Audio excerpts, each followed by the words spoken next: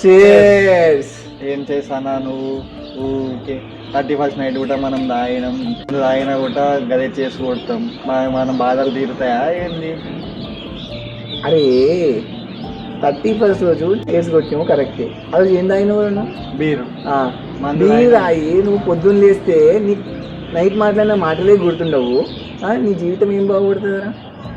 దీని విషయం నేర్చుకోరా. బాధలు ఉన్నాయని చెప్పి ఏం టెన్షన్ తీసుకోకు. ఈ ఉగాది పచ్చడి అసలు ఎందుకు తయారు చేస్తారు? అసలు దీనిలో ఏముంటాయి? అన్నీ ఉంటాయి. కారం ఉంటుంది, ఉప్పు ఉంటుంది, మనం తీపే సంతోషం అనుకుంటాం.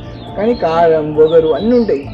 ఇప్పుడు లైఫ్ అనేది ఓన్లీ షుగరే ఉంటే అంటే హ్యాపీనెస్సే ఉంటే అంత బాగుండదు అన్న. అన్నీ ఉంటేనే లైఫ్ బాగుంటుంది. అర్థమైందా?